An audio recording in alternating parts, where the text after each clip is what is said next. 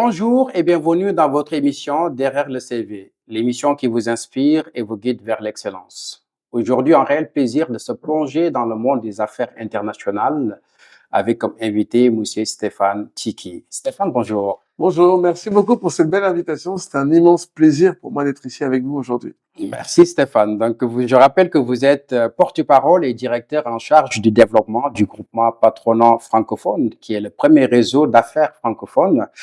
En quoi consiste déjà cette structure et quelles sont les missions qui rythment votre quotidien? Et le groupement du patronat francophone, c'est le premier réseau d'affaires francophones dans le monde avec 20 millions d'entreprises. Nous implantons ces 20 millions d'entreprises dans tous les pays où on parle français. D'accord. Nous avons une seule ambition, c'est faire de la francophonie économique, dire qu'on est fiers et heureux de partager cette belle langue française, mais qu'on a aussi cette capacité de faire du business ensemble. Alors, grâce à une application sur l'intelligence économique qui nous D'accord. permet d'analyser le marché, Mhm. de savoir quels sont les besoins de tel ou tel pays, et ben, on va pouvoir permettre, à travers les patronats qui sont adhérents au sein du groupement du patronat, de faciliter l'implantation des boîtes dans ces différents types de pays. Voilà, D'accord. vous avez 88 pays, dont 40 pays du continent africain, mais aussi des pays comme le Canada, la Roumanie, les Émirats, D'accord. l'Argentine. Ok. Donc, c'est vraiment dire qu'on est fiers et heureux de partager cette belle langue française qui est notre héritage en D'accord. réalité, mais qu'au-delà de partager la langue, on peut aussi faire du business en France qui devient du business gagnant-gagnant. Et du coup, votre rôle consiste à travailler déjà avec tous ces pays, donc il y a beaucoup de mobilité à Oui, l'international au nous quotidien. nous faisons de la diplomatie économique. Mhm. L'année dernière, moi, j'ai fait 32 pays du continent. Là, je crois que je suis déjà à 8 pays au mois de mai. Mhm. Aller sur le terrain, rencontrer les acteurs, connecter les patronats avec les acteurs économiques et connecter l'offre et la demande ensemble. Donc, notre job vraiment au quotidien, Mhm. c'est de vraiment bâtir une francophonie économique. On organise aussi des événements. On a fait un événement en février dernier qui s'appelait l'Excellente Diaspora. C'était D'accord. pour montrer aussi qu'il y a une excellente diaspora ici en France, de gens qui réussissent et qui s'en sortent, notamment dans l'entrepreneuriat. Et après, oui, on va sur le terrain, notamment avec les patronats. On organise d'ailleurs, et j'aimerais bien que vous soyez présents le 27 juin, Avec plaisir. le FIEF, qui est le Forum international d'entreprises francophones, Mhm. qu'on fera à Villa Cotterêts à la francophonie pour parler justement de francophonie économique quelques mois avant le sommet de la francophonie.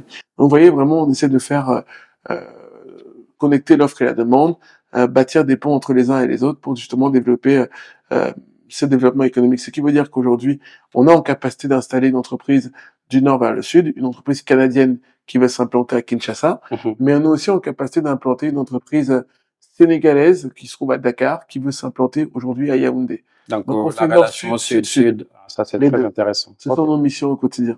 Très bien.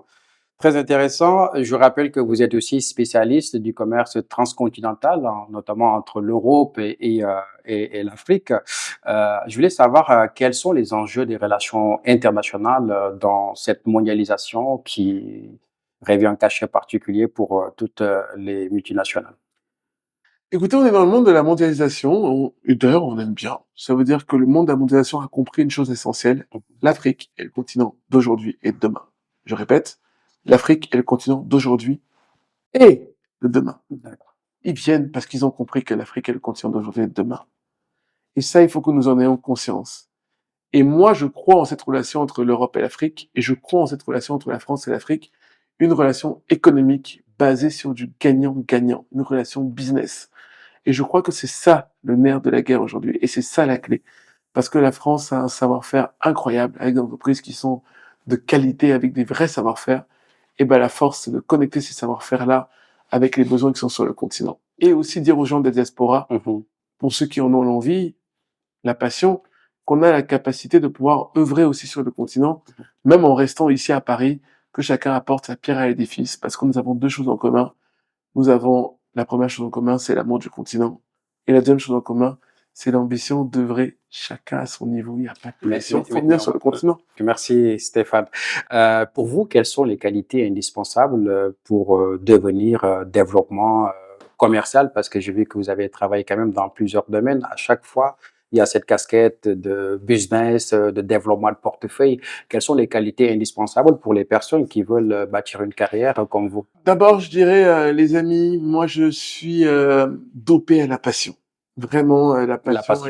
Ouais. est ce qui m'attire le plus. La deuxième chose, c'est la détermination, de pouvoir tout donner, tout donner, tout donner. Mhm. Et après, non, je dirais, en vrai, je sais, je vais répondre une réponse différente à votre question, Mhm. moi, je veux pas qu'il y ait des gens qui fassent comme moi.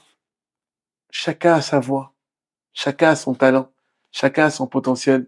Le plus important, c'est pas de dire Stéphane a fait ça. Stéphane a fait ça. Si ça peut vous inspirer, vous donner de la force pour vous montrer que c'est possible dans un univers où pour moi personne ne pensait que ce serait possible, ça vous donne de la force, de l'espoir de pouvoir y arriver. Mais sachez une chose, les uns et les autres, vous avez tous énormément de potentiel. Chacun a une graine de talent. Entourez-vous de gens qui veulent votre bien, qui croient en vous, qui vous apportent de l'énergie et qui vont pouvoir déceler autour de vous, parce que moi, ça a été le cas. Mhm. Quelle est la route dans laquelle vous êtes le plus performant et le plus impactant? Et à partir du moment où vous avez cette route-là, les amis, donnez tout, tout, tout, et ne lâchez rien, rien, rien. Moi, je suis beaucoup tombé, j'ai beaucoup pleuré, et je suis toujours là. Et Parce vous que êtes, Nelson Mandela disait, je ne perds jamais, soit j'apprends, soit je gagne. Chaque fois que je perdais et que je pleurais, je disais, c'est un apprentissage pour ne plus perdre et pleurer demain. Quelle a été mon erreur? Pourquoi j'ai perdu aujourd'hui? Pour que demain je ne perde plus? Apprendre, se relever. Et la haine de l'échec. Et la haine de la défaite et l'amour de la victoire. Moi, chaque fois que je perds, j'accepte toujours l'échec parce que l'échec est un vecteur de réussite. C'est parce que vous avez déjà échoué une fois, deux fois, trois fois que vous pouvez réussir. Donc, il faut que vous ayez l'ambition, hein, n'ayons pas peur du mot, l'ambition. Allez, rajoutons un autre mot, l'excellence. L'ambition de l'excellence. Allez, ça fait un mot. Ambition de l'excellence. Mhm. Deuxième mot, la passion. Les amis, on y croit. On va y arriver. L'optimisme. Comme on dit chez nous sur le continent, derrière chaque difficulté, on s'en sort toujours. Et dernier point, la détermination. Les D'accord. amis, même quand on ne rentre pas par la porte, on va rentrer par la fenêtre Par parce la qu'on fenêtre. on doit rentrer. C'est ça, c'est ça. Voilà. Je reviens un petit peu sur votre parcours scolaire. Je vois que vous êtes diplômé en économie à la Sorbonne.